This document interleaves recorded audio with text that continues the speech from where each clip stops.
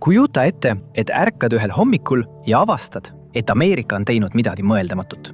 President on allkirjastanud korralduse, baasid suletakse, laevad tulevad koju ja lepingud rebitakse puruks. Nad lahkuvad NATO-st. Washingtonil on kõrini sellest, et nad peavad olema kõigi teiste julgeoleku tagajad.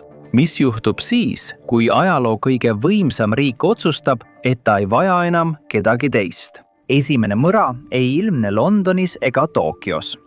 See ilmneb New Yorgi võlakirjade oksjonil. USA dollar on maailma reservvaluuta ja enamikul ameeriklastest on öeldud, et see on seotud majanduse suuruse ja turgude sügavusega. Ja muidugi, see on osa loost. Osa, mis harva pealkirjadesse jõuab, on palju lihtsam.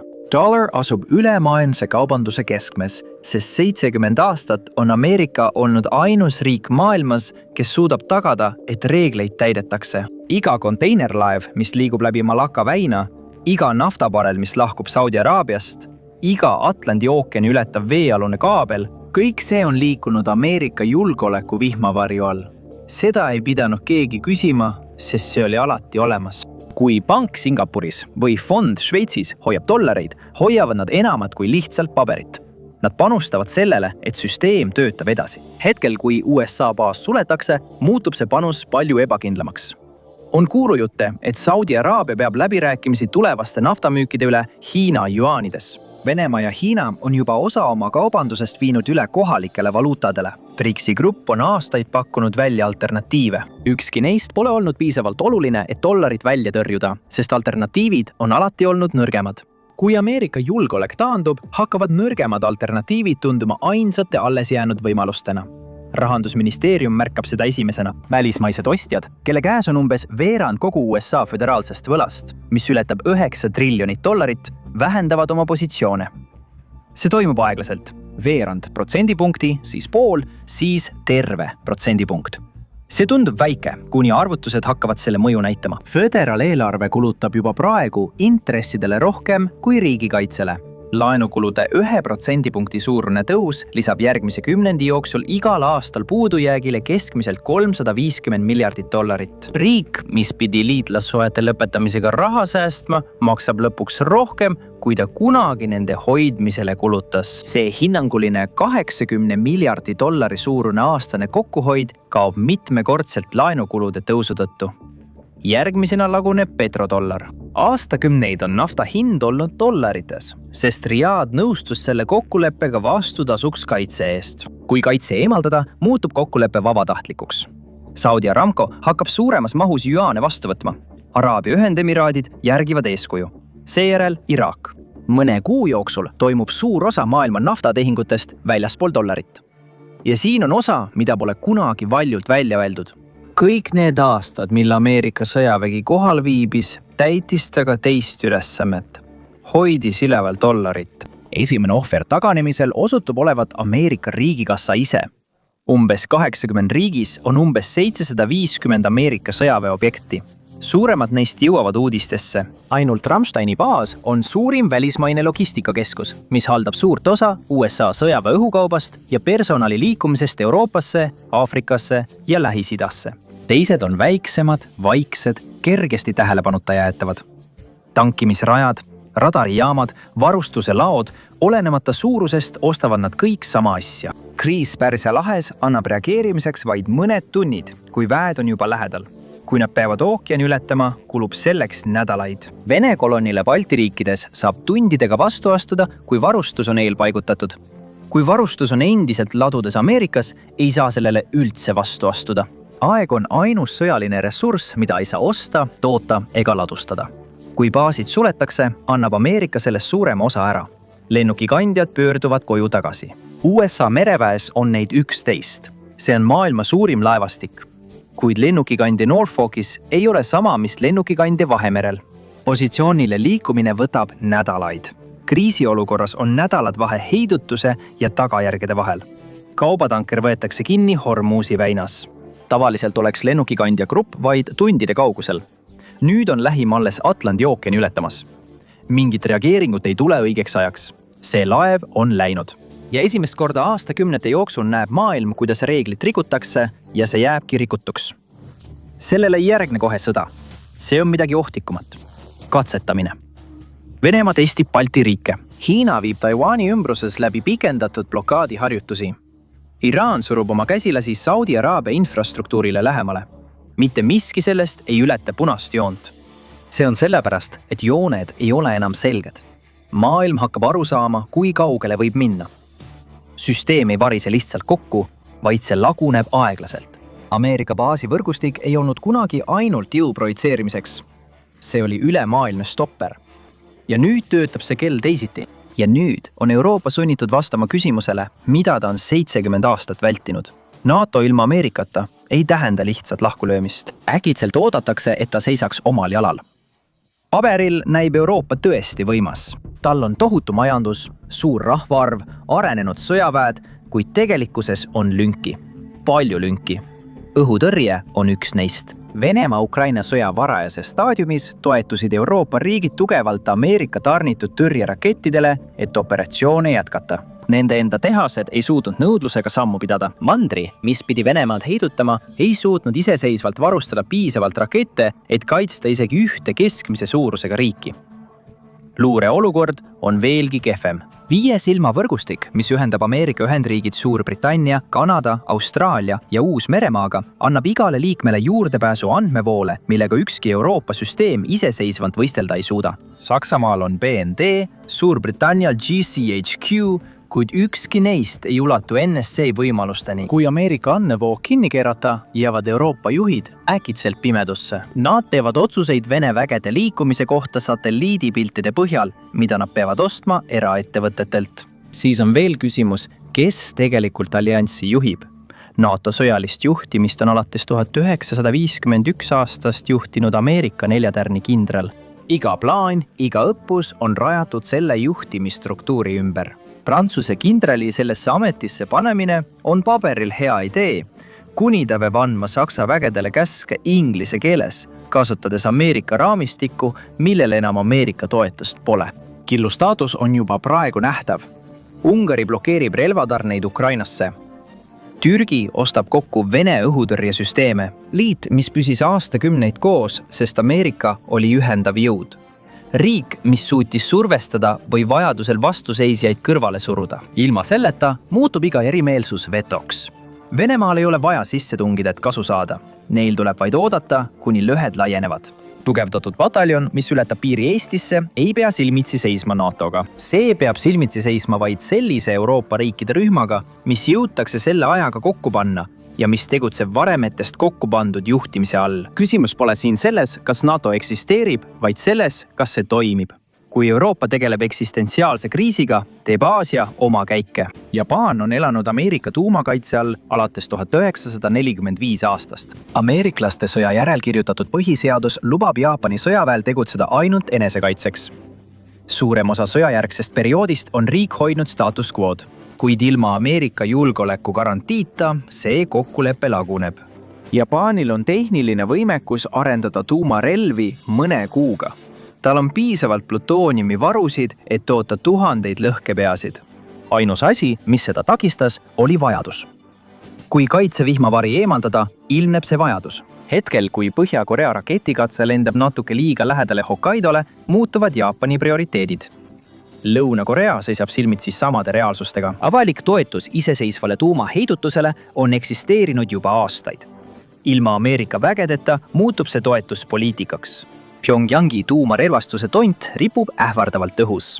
Ameerika väed Koreas olid heidutuseks. Kui väed ära tuua, peab see heidutus tulema kuskilt mujalt. Taiwan satub kõige halvemasse olukorda. Ameerika poliitika Taiwani suhtes on olnud teadlikult hall ala. Selle julgeolek sõltub ebamäärasusest. Washington ei tunnusta ametlikult Taiwan iseseisvust. Samuti ei lubada ametlikult saart kaitsta. See jätab küsimuse lihtsalt lahtiseks viisil nii, et Peking peab sissetungi riski tegutsemiseks liiga suureks. TSMC tehased Hsinchus, mis toodavad suurem osa maailma kõige arenenumatest pooljuhtidest, asuvad selles hallis tsoonis. Taganedes ei pea Hiina sisse tungima.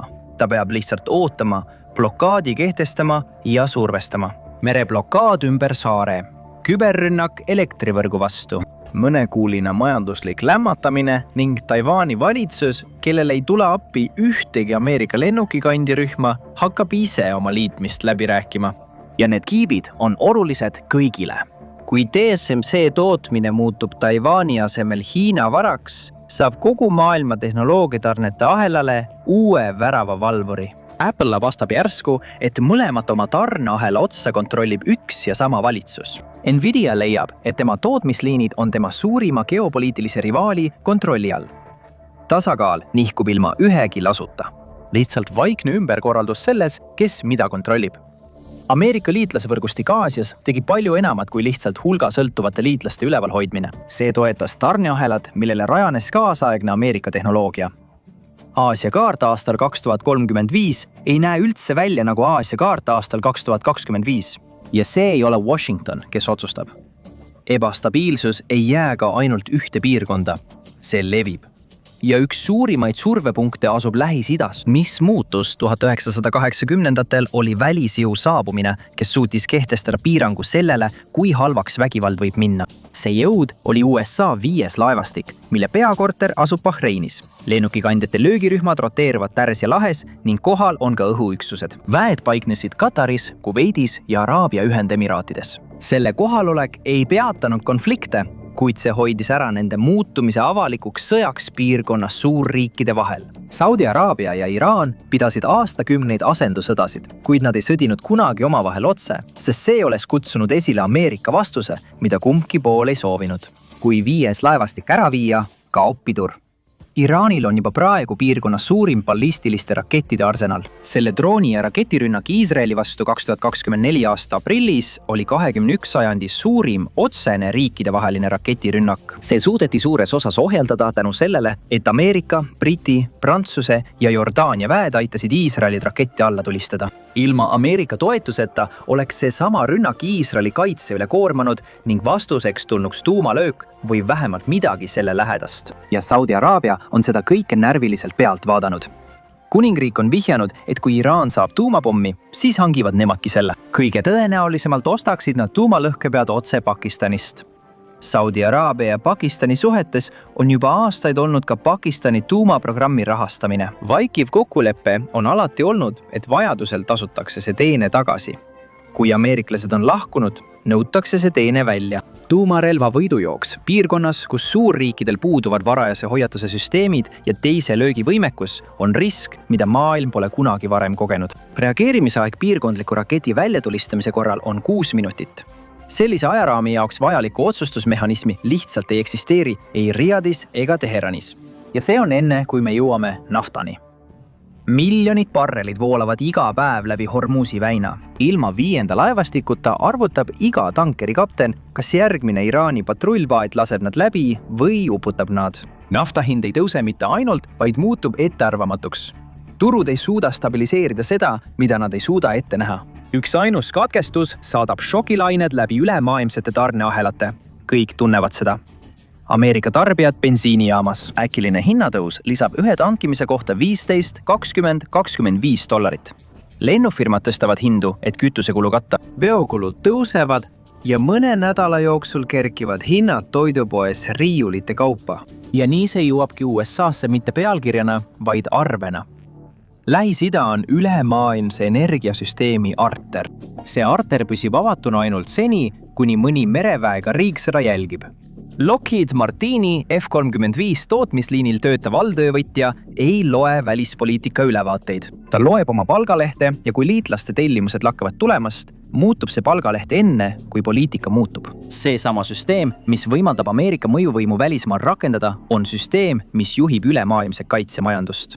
USA kaitsetööstus on vaieldamatult maailma suurim, sellise edumaaga, millele miski muu ligi lähedalegi ei pääse. Ettevõtted nagu Lockheed Martin, Raytheon ja Boeing moodustavad suure osa ülemaailmsest kaitsekulutustest.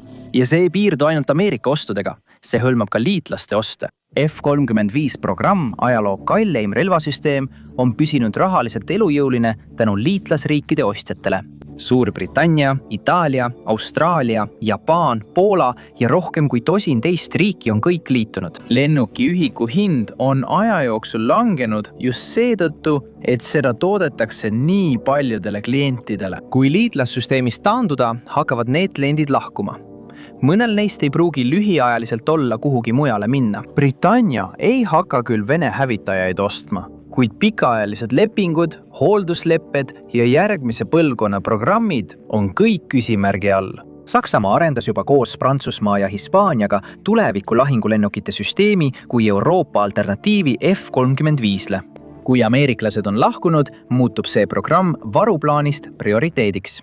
Euroopa taevakilbi algatus, mis pidi võimaldama Euroopa riikidel osta Ameerika Patriot patareisid, kujundatakse ümber Prantsuse ja Itaalia alternatiivide põhjal. Poola, mis oli saanud suurimaks Ameerika sõjatehnika ostjaks Euroopas, hakkab vaatama Korea tanke ja Saksa õhutõrjet. See mõjutab kaitsetööstuse kasumit, kuid see mõjutab ka töökohti. Üle 1 miljoni ameeriklased töötab kaitsetööstussektoris. Tehased asuvad sellistes kohtades nagu Texas, Maine ja Virginia. Nende piirkondade kongressi liikmed on aastakümneid kaitsnud liitlassüsteemi, sest nende valijate sissetulekud sõltuvad sellest. Väljatõmbumine mõjutab neid piirkondi enne kui ükskõik kus mujal. Kaitsetööstuse ettevõtte Fort Worthis ei hooli NATOst lahkumise poliitikast. Teda huvitab tema palk ja tulevik.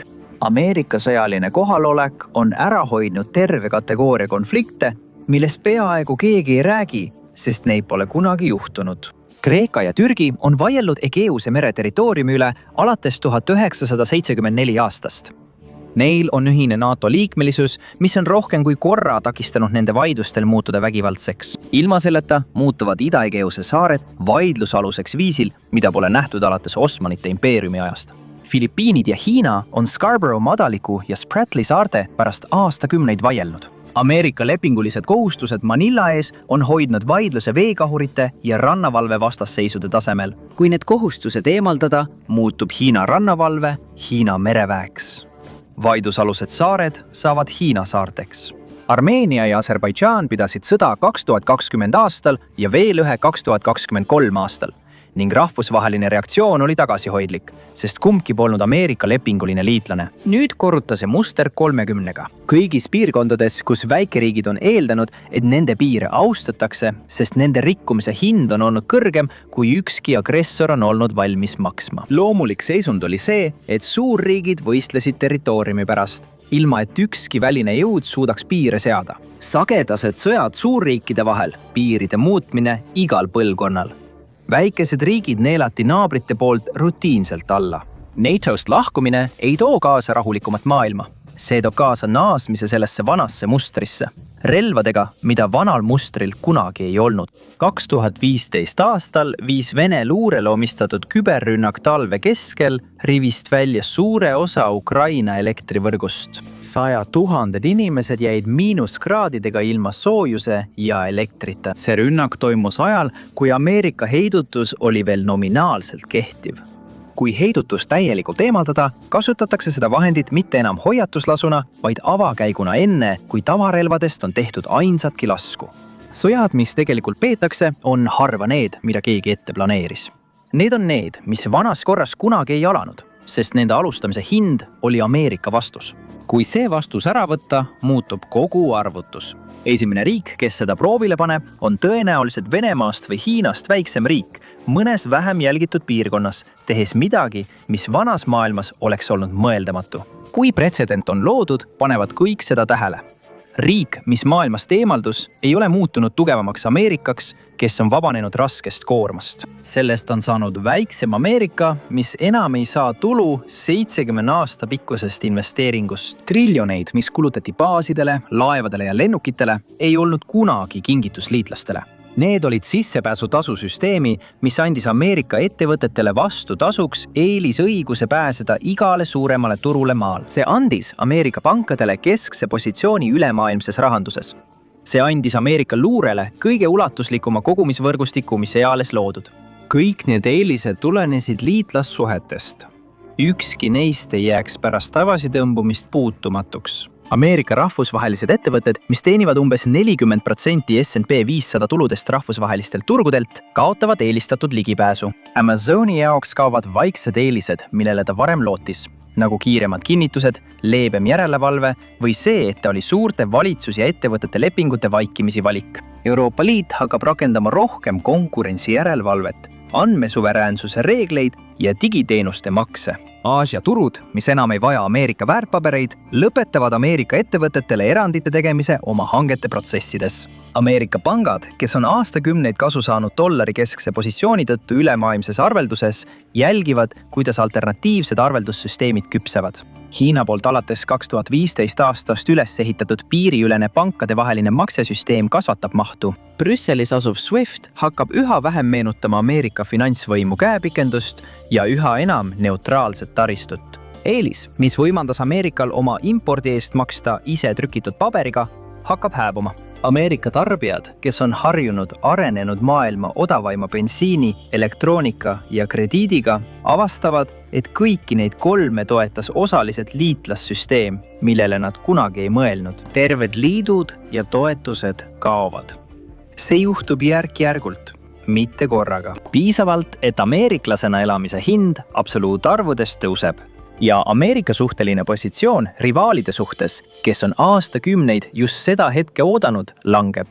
Ameerika saab hakkama ka ilma liitlasteta. Riigil on maailma suurim majandus, tugevaim sõjavägi, sügavaimad kapitaliturud ja 2 ookeani, mis eraldavad teda teistest suurriikidest.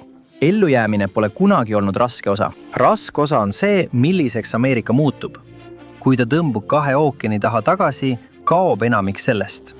See ei juhtu 1 aastaga. See juhtub aja jooksul, nii nagu Suurbritannia lakkas olemast maailma reservvaluuta emiteerija pärast seda, kui ta lakkas olemast maailma mereväe suurvõim. Iga impeerium, mis on kunagi eelistanud eraldatuse mugavust vastastikuse sõltuvuse reaalsusele, on avastanud, et maailm liigub edasi hoolimata kõigest. Sellel lool on versioon, kus tagasitõmbumine on õige otsus. Versioon, kus impeeriumi kulud tõesti ületasid kasu. Seda versiooni on tõsised inimesed aastakümneid arutanud ja see väärib tõsist tähelepanu. See versioon, kus Ameerika lihtsalt lahkub ja jääb selle tõttu tugevamaks, vabamaks ja rikkamaks, ei vasta tegelikult arvudele. Sõjavägi on endiselt alles, kuid riik selle ümber kahaneb. See muutub väiksemaks nii mõju, haarde kui ka selles osas, kui palju ülemaailmseid otsuseid tehakse Washingtonis, mitte Pekingis, Brüsselis või Riadis. Kaart ei oota. Kui Washington vaidleb selle üle, millest ta loobus, dikteerib Peking juba tingimusi. NATO-st lahkumine ei puuduta kaotatud sõda, valimisi ega lahingut. See on valiku tegemine. Ja kõige kallim asi geopoliitikas pole kunagi olnud jäämise hind. See on alati olnud lahkumise hind. Makstakse aeglaselt, märkamatult ja nende inimeste poolt, kellel polnud kunagi võimalust hääletada otsuse üle, mis muutis kõike. Aitäh, et täna minuga liitusite. Loodan, et teile meeldis video. Kui soovite näha rohkem selliseid videoid, siis palun kaaluge tellimist ja teavituste sisserülitamist. See tõesti muudab palju. Aitäh veel kord ja kohtume järgmisel korral Mäpäkis.